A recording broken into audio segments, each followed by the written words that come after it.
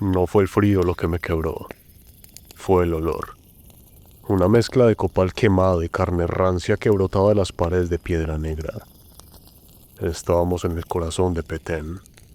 Se supone que ahí solo habían árboles y silencio, pero eso emergió de la niebla como un tumor de granito.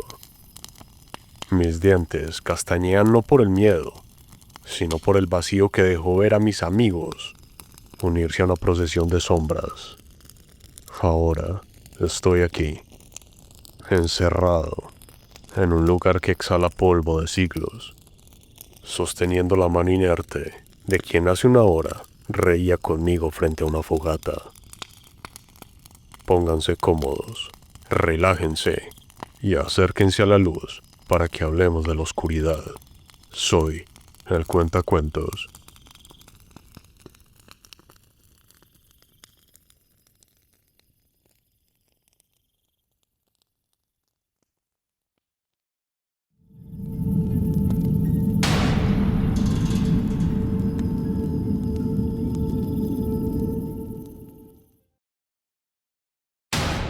El Santo del Velo Negro, escrito por el Cuentacuentos.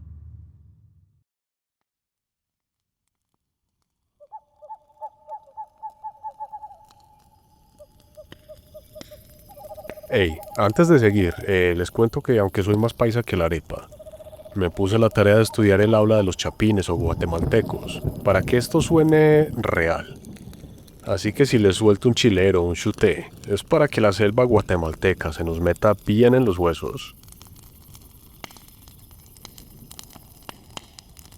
Siento que los dedos me pesan más que de costumbre. Escribo esto porque si me quedo callado, el silencio de este lugar me va a terminar de volver loco. Me llamo Josué. Y sigo vivo, aunque vivo es una palabra que se siente muy grande cuando está rodeado de tanta muerte. Todo empezó con una idea de esas que uno tiene cuando cree que el mundo es pequeño y que la naturaleza es solo un fondo para las fotos de Instagram. Queríamos ir a la selva de Guatemala, pero no a las ruinas del Tikal, donde los turistas se amontonan para ver el amanecer. Queríamos algo de verdad. Por eso elegimos los alrededores de Huachactún, una reserva donde la selva es densa y espesa. La preparación fue un desmadre. Meses mandando mensajes por el grupo de WhatsApp, cuadrando quién llevaba la carpa, quién las latas de frijoles y quién se encargaba del repelente para los zancudos, que allá son del tamaño de un puño. Éramos 4. El chino, que siempre se cree el guía de expedición. Maritza, que iba con sus cámaras y su entusiasmo de exploradora. El gordo Byron, el alma de la fiesta. Y yo. Mucha, apúrese que el bus para Flores no nos va a esperar. Gritaba el chino en la terminal de Ciudad de Guatemala. El viaje fue largo, una eternidad de baches y calor pegajoso. Una vez en Flores, tomamos un transporte que nos dejó en los límites de la reserva. Allí nos recibió un aire que pesaba, cargado de humedad, una humedad que se te mete en los poros y no te suelta. Alquilamos unas mulas para que nos ayudaran con el equipo más pesado hasta el sitio de acampada, que el chino había investigado en foros de montañismo. Miren, según este mapa, hay un claro cerca de una guada, que es un reservorio de agua maya, que no está registrado en las rutas comunes. Chilero, ¿va? Decía el chino mientras señalaba un punto borroso en un papel arrugado. Caminamos horas, el machete abriendo camino entre la maleza, el sonido de los monos aulladores que parecía el lamento de almas en pena y el sudor bajándonos por la espalda como hormigas frías. La jerga entre nosotros era constante para darnos ánimo. No seas chuté, Byron. Deja de quejarte que ya casi llegamos. Le decía a Maritza cuando el gordo se detenía a secarse la frente. Es que este calor no es de Dios, mucha. Siento que me estoy derritiendo como manteca. Respondía él, pero seguía caminando. Llegamos al sitio cuando el sol empezaba a teñir el cielo de un naranja sangriento. Era un claro perfecto, rodeado de ceibas gigantescas que parecían columnas sosteniendo el cielo. Armamos las tiendas con la rapidez de quien sabe que la selva, de noche, cambia de reglas. El chino se encargó de la fogata, usando madera seca que recolectamos cerca. Comimos latas de atún y tortillas tiesas, riéndonos de los ruidos de los monos aulladores que se oían a lo lejos. Parecían rugidos de monstruos, pero sabíamos que eran solo animales. Maritza sacó su cámara y empezó a tomar fotos de la Vía Láctea, que allá arriba, en el cielo despejado de Guatemala, se ve tan clara que asusta. Bueno, ¿quién cuenta el primer cuento de terror? Soltó Maritza, iluminando su cara con la linterna desde abajo. El chino empezó a hablar de la ciguanaba, pero le pedimos que no fuera tan genérico. Entonces contó la historia de los pueblos fantasmas del Chiclé, campamentos de chicleros que desaparecieron en los años 40 sin dejar rastro, dejando solo las iglesias de madera construidas en la mitad de la nada. Justo cuando terminó, el silencio de la selva cambió. No fue un animal, fue un sonido metálico, pesado, lúgubre. Nos quedamos tiesos. Eran campanas, pero no era un sonido lejano que el viento trajera de algún pueblo como San Andrés o Flores. Sonaba ahí mismo, a unos cientos de metros entre la maleza cerrada, donde no debería haber nada más que jaguares y lianas. Es un efecto acústico. Alguna cueva que rebota el sonido de San Andrés, Dijo el chino, aunque su cara estaba blanca como el papel. San Andrés está a kilómetros, chino. Eso suena aquí a la vuelta. Susurró Maritza, agarrando su machete. A regañadientes, impulsados por esa curiosidad estúpida que solo tienen los jóvenes, encendimos las linternas y salimos del claro. La selva de noche es otra dimensión. Los árboles parecen manos que te quieren jalar y el suelo, lleno de hojas podridas, se siente como caminar sobre carne. Caminamos unos 10 minutos más o menos, cortando algunas ramas de uñas de gato que nos desgarraban la piel, hasta que la vegetación se abrió de golpe. No era una cueva, no era un eco. En medio de un pequeño valle sumergido, rodeada de ceibas que parecían vigilarla, se alzaba una iglesia de piedra oscura. No era arquitectura maya, era colonial, pero las piedras eran negras, como si hubieran sido sacadas de un volcán. No tenían ventanas, solo huecos estrechos como ojos de calavera. La campana, en lo alto de una torre torcida, se movía sola. Vámonos de aquí. Esto no está bien. Dije, sintiendo que el aire se ponía helado. Pero la puerta de madera pesada de la iglesia se abrió, con un quejido que nos heló la sangre, y de adentro no salió luz, sino un olor a incienso tan fuerte que me dio mareo. Maritza, como hipnotizada, caminó hacia la entrada. El chino fue tras de ella para detenerla. Byron y yo, por no quedarnos solos en la oscuridad, lo seguimos. Al cruzar el umbral, la puerta se cerró detrás de nosotros con la fuerza de una guillotina. Las linternas empezaron a parpadear. El interior no era una iglesia normal. Las bancas estaban hechas de troncos de árbol sin tallar. Y en el altar no había una cruz. Había una figura de piedra de un santo que nunca había visto, con la cara tapada por un velo de seda negra que se movía sin que hubiera viento. ¿Escuchan eso? Susurró el chino. No eran campanas ahora, era un murmullo. Cientos de voces susurrando en una lengua que sonaba a piedra chocando entre sí. Quizás un dialecto olvidado o algo mucho más antiguo. Las voces venían de debajo de nosotros, de las grietas del piso de tierra. De pronto, las luces de nuestra linterna se apagaron por completo. Chino, Maritza, Byron. Grité en la negrura absoluta. Sentí una mano fría que me agarró el brazo y me jaló hacia un lateral. Era el chino, o eso creía yo. Nos metimos en el primer refugio que encontramos. Un confesionario de madera que crujía como si tuviera vida propia.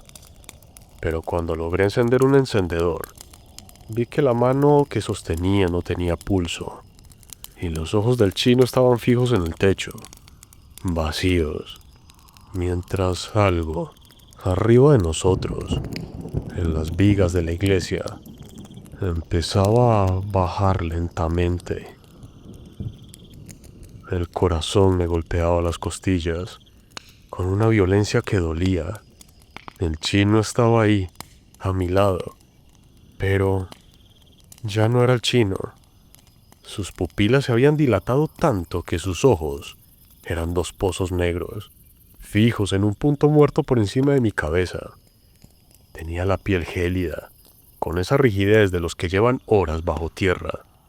Aunque hacía 5 minutos estábamos discutiendo sobre el eco de San Andrés. Encima de nosotros, el crujido de las vigas se volvió un siseo. Algo se arrastraba por el techo de la iglesia, una masa oscura que tapaba las pocas estrellas que se colaban por las grietas del tejado. Un líquido viscoso, con un olor metálico y dulce a la vez, goteó sobre el hombro del chino. Él no parpadeó. Chino, Chino, reacciona, hombre. Le susurraba, con la voz quebrada. Traté de soltar su mano, pero sus dedos se cerraron sobre mi muñeca con la fuerza de un alicate. No era un agarre humano. Escuché un crujido de huesos, los míos. El dolor me obligó a soltar el encendedor. La llama se apagó y la oscuridad volvió a ser absoluta. Pero el murmullo de las grietas del suelo subió de volumen. Ya no eran susurros lejanos. Eran miles de rezos en una lengua gutural. Una letanía que me hacía vibrar los tímpanos.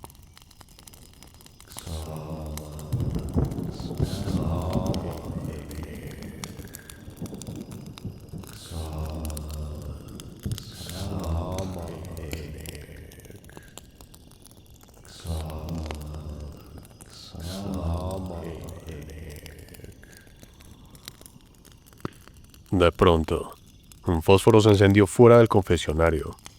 No era la luz de una linterna, era la luz temblorosa de una vela de cebo. A través de la rejilla de madera vi a Maritza. Caminaba hacia el altar con paso mecánico, cargando un cirio negro.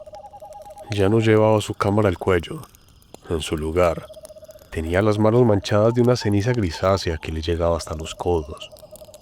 Maritza, sal de ahí. Intenté gritar, pero de mi garganta solo salió un aire seco. Ella no me escuchó. De la pared venía descendiendo una figura negra, esquelética y torcida que se movía como una araña, vestida con harapos y un velo negro que salía por detrás de la cabeza y caía hacia adelante cubriéndole el rostro.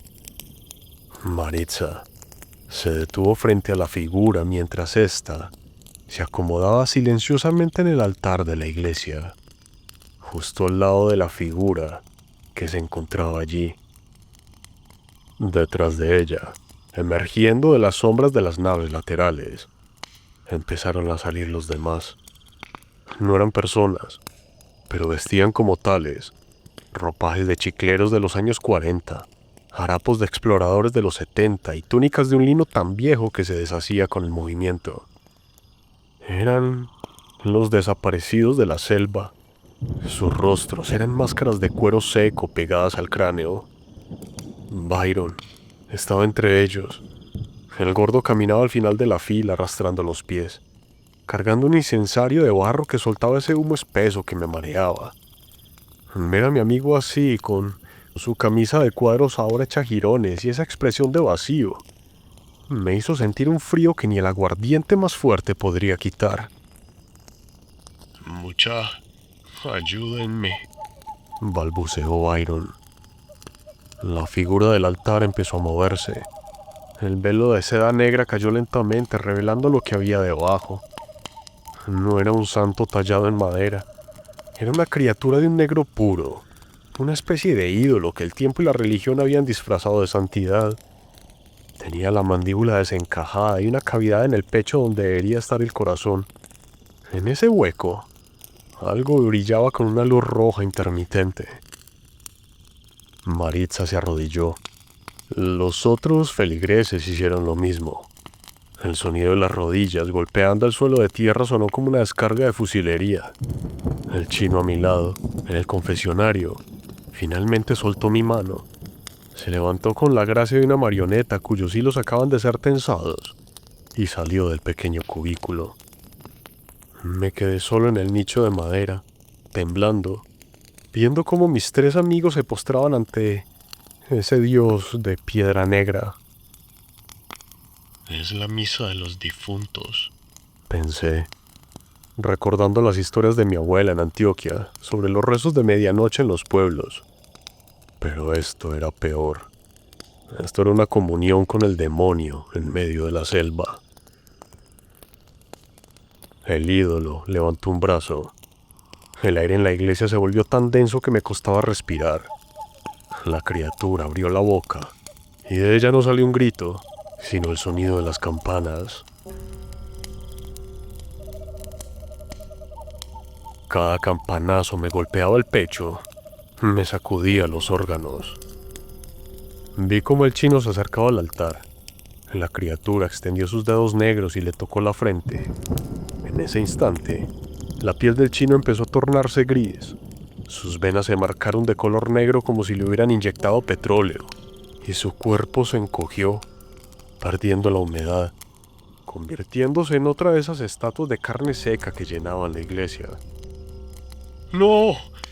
El grito finalmente rompió mi garganta.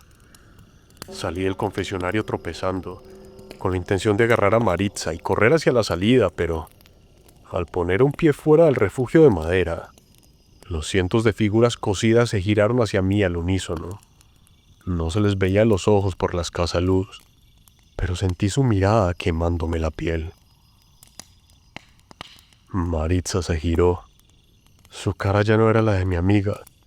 Sus rastros se estaban borrando, como si alguien hubiera pasado una lija sobre su rostro. Se le veía la boca y de ella salía un hilo de sangre negra. ¡Corre, Josué!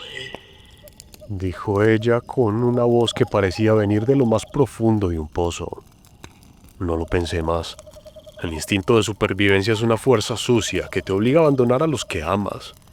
Empujé a un par de esas figuras resecas que se sentían como ramas quebradizas bajo mis manos y corrí hacia la puerta de madera. La entrada, que antes se había cerrado, ahora se encontraba entreabierta, exhalando la bruma de la selva maya. Salí disparado a la oscuridad de afuera, pero la selva ya no era la misma. Los árboles de ceiba parecían más altos. Corrí sin dirección, oyendo tras de mí el tañido constante de la campana, que ahora se mezclaba con el aullido de los monos. Caí en un barranco, rodando entre espinas y lodo. Cuando logré detenerme, el silencio volvió a ser absoluto. Me quedé tirado, escuchando únicamente mi respiración agitada. No habían campanas, no había iglesia. Solo ese olor a incienso que se me había pegado a la ropa. Me arrastré hacia arriba buscando el campamento. Me tomó horas encontrar el claro. Cuando llegué, las tiendas seguían allí. La fogata todavía tenía algunas brasas rojas, pero en el suelo, alrededor del fuego, solo estaban las 4 mochilas y la cámara de Maritza, tirada sobre una piedra. Traté de calmarme. Mi cabeza era una maraña de imágenes y recuerdos. Tomé la cámara temblando. Encendí la pantalla para ver la última foto que había tomado antes de que empezara el ruido de las campanas. No era una foto de la Vía Láctea. Era una foto de nosotros 4, sentados frente al fuego. Pero en la imagen, detrás, asomándose entre las sombras de las ceibas, se veía una figura negra, con un velo sobre el rostro. Fue entonces cuando comprendí que no nos habíamos encontrado la iglesia. La iglesia nos había estado esperando desde que pusimos un pie en Guatemala. Logré salir de la selva el tercer día, más muerto que vivo, con la ropa hecha jirones y el juicio pendiendo de un hilo. Me encontraron unos chicleros cerca de la ruta hacia 2 lagunas. Decían que yo no hablaba, que solo repetía un nombre y me rascaba las manos hasta sangrar, tratando de quitarme un olor a incienso que nadie más sentía. La búsqueda fue un despliegue de helicópteros y soldados que solo sirvió para humillarme. Encontraron el campamento intacto, las tiendas, la comida, el equipo. Pero a ellos se los tragó el mapa. No había rastro de lucha, ni sangre, ni huellas de jaguares. Para el ejército de Guatemala, mis amigos, simplemente se habían internado en el Petén, sin guía y se habían extraviado. Josué, tenés que entender que el cerebro hace cosas raras bajo estrés extremo. Me decía el doctor Arreola, meses después en la capital, mientras anotaba en su libreta con una calma que me daba asco. Es un caso de psicosis reactiva por deshidratación y posible ingesta de algún hongo alucinógeno en la selva. Tu mente creó la iglesia para darle un sentido lógico a la pérdida traumática de tus amigos. Es un mecanismo de defensa, ¿va? Es un mecanismo de defensa, repetía yo, asintiendo para que me dejaran salir del hospital. Me diagnosticaron trastorno de estrés postraumático y me mandaron a casa con una receta de pastillas que solo servían para que no gritara dormido. Han pasado 20 años. Hoy soy un maldito tipo común. Un ingeniero que vive en un departamento moderno, lejos de cualquier árbol que supere los 2 metros de altura. Me gradué, trabajo, pago impuestos, nunca voy a misa, no entro en iglesias y evito las reuniones sociales donde el tema de conversación sea religioso o viajes de aventura. Pero tengo una caja fuerte en mi estudio. Adentro no hay oro, ni documentos importantes. Solo hay una fotografía vieja y amarillenta que rescaté de la cámara de Maritza. A veces, cuando el silencio de la ciudad se vuelve demasiado pesado, la saco. Miro la imagen de mis amigos riendo frente a la fogata. El chino, Byron y Maritza ya tienen en la foto esa mirada nublada, esa palidez de quien ya no pertenece aquí. Pero mi vista siempre termina en el fondo, en la penumbra que hay detrás de las ceibas. El psicólogo decía que la iglesia era un invento de mi cerebro, pero en la foto, mimetizado con la selva en la oscuridad, justo encima del hombro de Maritza, se ve la figura, el santo del velo negro. En la foto original el velo ocultaba su cara, pero con los años, o quizás por el deterioro del papel, el velo parece haber perdido opacidad. Ahora, se alcanza a distinguir un solo ojo con un brillo débil. Me mira a mí. Me recuerda que soy el único testigo de aquella fatídica noche en la que sonaron las campanas, anunciando una misa de muerte en esa selva guatemalteca.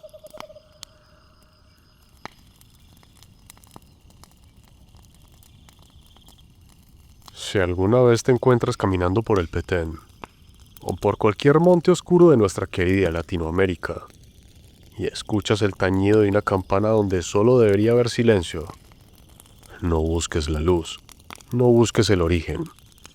Simplemente da la vuelta y corre, porque en esas iglesias siempre hace falta alguien para completar la fila de la misa de medianoche. Si les gustó este cuento, no olviden dejar su like, su comentario y seguirme. No permitamos que estos cuentos queden en el olvido. Gracias por escucharme. Soy el Cuentacuentos.